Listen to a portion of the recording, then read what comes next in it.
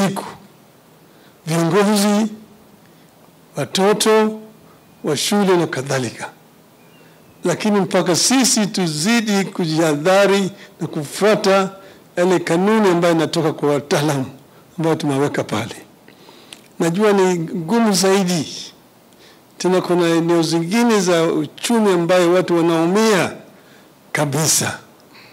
Na mimi najua kwamba serikali itajaribu kusaidia wale wengine ili waweze kumudu shida kwa wakati huu kama sasa. Sasa tunaelekea kwenye sherehe ya Pasaka.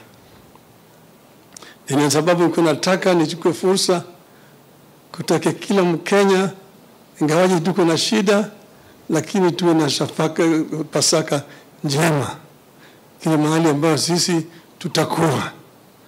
Vile rais amesema, mbele tuko na kazi ya kufanya ya kuunganisha Wakenya ili Wakenya waje kama kitu kimoja. Tunataka kurudisha Kenya kwenye gurudumu pale ambayo ilianza wakati tulipopata uhuru, ili Wakenya wawe kama Wakenya ambaye hakuna ubaguzi ya ukabila, ubaguzi ya kijinsia, ubaguzi ya kirangi na kila kitu. Mimi nina hakika tukiungana pamoja tutafaulu. Kwa hivyo Pasaka njema kwa kila mtu, na tuombe Mwenyezi Mungu azidi kulinda taifa letu. Well done. Asante. Kwa hivyo ni wapatie nafasi kuuliza maswali zenu. All right. My name is Sam Gituko from Citizen TV, and it's good to see you, former Prime Minister, in your element. I just want you to clarify or tell us about what the kind of treatment regime you're going through, and as you went through these 3 weeks, were you scared at any point in time? And to you, Mr. President, of course, after the measures that you announced last week on Friday, there's been a lot of cry, especially from institutions and firms that have been affected by the partial lockdown and the other containment measures. So for you, as you listen to this cry, which sometimes and mostly is genuine, what is that will make you decide to go back to the economy operating in full capacity, as it were? Well, you hardly can tell how you contract this disease, because you really try to do your best. Like I've been keeping social distancing, I've been wearing masks, and I've also not been avoiding crowding. But it just comes, and you find yourself feverish and getting a little bit weak. And then when they do the test, then they find that you are positive. But I do believe that the best way to go is to follow the instructions that we are getting from our experts. There's really no other way out of it. And, but also, now that the vaccination is available, I really want to encourage our people to take advantage, particularly those who are advanced in age, to do vaccination. I am going to personally arrange to do a public vaccination so that people can see that I have confidence in the process. Thank you. I think the issue you raised is a self-answering question. I want to make it categorically clear that the measures that we have imposed are not my measures. These are measures that have been brought to us by those who have the knowledge, the professionals, the doctors, the medical practitioners, the scientists. They went through and we had long sessions with them. And this was their recommendation, that if we are to stem this virus from continuing to grow, kill people, the only thing we can do is to lock down. In fact, if we had gone by their extreme measures, they had wanted us to lock down the whole country. We had to come down to tell them we also have an economy, we also have livelihoods, which we must consider. And that is why they picked those counties that we locked down as the most heavily infected counties, and we went for what is called a partial lockdown, not even a total lockdown, a partial lockdown. As the Honorable Prime Minister has said, it is true. As a result of that partial lockdown, some segments of our economy are indeed hurting. The hospitality sector, bars. We also know that churches are not having the opportunity to gather, but at the end of the day, we have not said that people cannot pray. And we welcome people to pray in their homes. But the most important thing is that we must stay safe. And by staying safe means we do everything that is possible to follow the protocols and the guidelines that have been given to us by the health experts. The washing of hands, the social distancing, the wearing of masks, and indeed encourage those, especially of that age bracket that is most vulnerable, is the elderly, who are most susceptible to death, to be vaccinated. And as to when these measures will be removed and we can go back to normal, which is our prayer every single day, depends on how we are able to flatten this curve. When will we be able to get to an infection rate that has gone to a high of almost 27% in those counties that I've mentioned, back down to below 5%, which is the recommended level in order for us to be able to open up the economy again. So all I can say is, fellow Kenyans, I know it is difficult, but we cannot pretend that this disease is not with us. We cannot ignore the advice that we are getting from the World Health Organization, from CDC Africa, from our own experts, that the only way to save lives is to take the measures that we have taken. Please, let us work together. Let us cooperate and collaborate with our health experts. And the sooner every single Kenyan begins to do that which is necessary, the sooner we shall be able to get back to normal. Next. Thank you, Mr. President. My name is George Maringa from KTN News. And as you speak about ensuring that the percentage reduces to below 5%. We've seen the donation to the 5 countries, and the question that, of course, Kenyans are asking is when shall, last year you introduced, or rather you announced the mitigation measures to cushion Kenyans. This time when you announced the partial lockdown, we haven't seen much of that, considering that also the such donations would be made through manufacturing. When are we likely to see you and your government intervene, especially to ensure that Kenyans are cushioned even on matters tax? Thank you. Well, you must first and foremost recognize that this lockdown is very different from the first one. The last lockdown that we had, had to lock down the whole country. And that is why we had to take some of those measures, because we basically locked down the whole country and the whole economy. This time, luckily, some counties have done extremely well.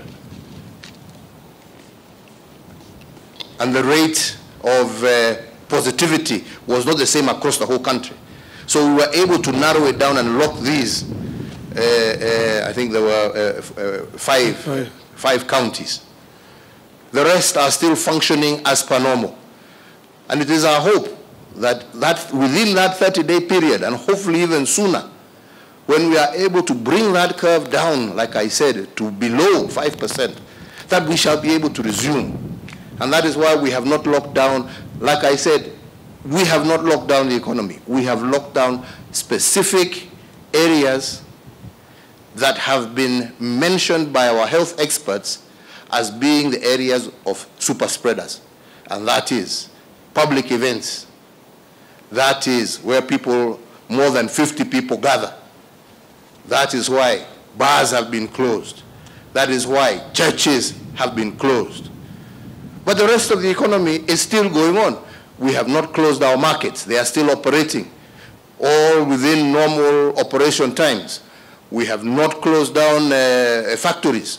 In fact, factories are still operating on double shift. Yes, so we have a problem in the hospitality sector. We possibly also will have a problem in the entertainment sector. And we will look to see how we can work together to support some of these sectors. But that will have to be on an issue-by-issue basis, because it's not, when you talk tax, you talk about the whole country. You're not talking about a section of the country. So we will have to look at whatever measures that we can take that can specifically apply to within those particular counties. We have, for example, in Nakuru, where they have said there will be no licenses, will be paid, because that is how they are going to cushion the business operators in Nakuru. We hope the other counties will also do similar interventions, so that the levies that people have been paying and so on and so forth, are waived in those counties that are affected. So it will have to be a case-by-case basis, because this is not a national lockdown, and we cannot do different tax measures, for one county as opposed to another. This is what I would. All right, thank you, Mr. President. My name is Gina Kiroi from NTV. My first question is to do with the hospitality sector. Are there any specific incentives that are going to be put in place to cushion those? I think I've just answered that. In terms of domestic travel, because there's still that issue of domestic travel, of flights chartering from back and forth. Are there any specific incentives for that sector? And my second question is, with what happened with the third wave, political rallies were banned, but we saw double standards several times. What's going to be done differently now to ensure that when you say political gatherings are banned, they are banned and no one is going to go through with them? So, yes, thank you. Let me put it to you this way, because I think it is a reverse question. I think that you have a huge responsibility to show out those people who are breaking. That is why, specifically today, when we went to launch these roads that we were doing, when we went on the inspection site, we have actually done it virtually, only with the company of the Right Honorable Prime Minister and yourselves. We didn't call in the general public. We counted on you, and we thank you very much for being able to accompany us, so that other Kenyans are also able to see and to take note of what is happening. So I think that is all I can say, that we will do everything we can, but we will also depend on you, members of the Fourth Estate, to help us to show up those who will flaunt these rules, and we will ensure that anybody who does, action will be taken against those people. We want to be able, and we can work, we can do all these things like we have spent the day with you, without necessarily breaking the COVID rules. So we have shown that it is possible. We can work within that framework, and we hope that others will do. And those that don't, there will be no differential in the measures that shall be taken against them. Last question. Oh, thank you so much, Mr. President. My name is Giverson Minor from Kironi. My question is, on regards to the vaccination and the vaccines, and this is AstraZeneca, a section of Kenyans are worried that we've only managed 1.2 doses, and some have taken their first doses, some have not yet taken it completely. What's the progress so far? For those who have taken, some are saying if the government, there's no plan or it could delay, then they could miss on their second doses, and even for those who have not taken completely. Thank you. I want to assure you that nobody who has taken their first dose, and that I can give you complete assurance, is going to miss out on their second dose. That's point number one. Point number two is that it is a fact that there is a global problem in the supply chain of vaccines. Every single country is having problems accessing vaccines. But what we are doing is working day and night with all the different partners that we have across the world to ensure that we are able to get these vaccines in the shortest time possible in order to be able to first and foremost ensure that all frontline workers are vaccinated. Secondly, those who are most vulnerable and those living with comorbidities, it's those living with comorbidity and those who have are above a certain age, again are also covered as we move towards vaccinating generally the adult population of Kenya. So we are working day and night to ensure that we have these vaccines here and available. But I give you the assurance that anybody, and that is why it is very important for the records that are being maintained by, that's why you're being asked for your telephone number, your place of residence, and all those questions. Those questions are so that when your time comes for the second injection, you are made aware that your vaccine is in place X. Please make yourself available to be administered with a second dose. So nobody who has received the first dose will miss out on the second. And point number 2 is that we are working day and night to ensure that we are able to get the necessary supplies in order to be able to vaccinate our population.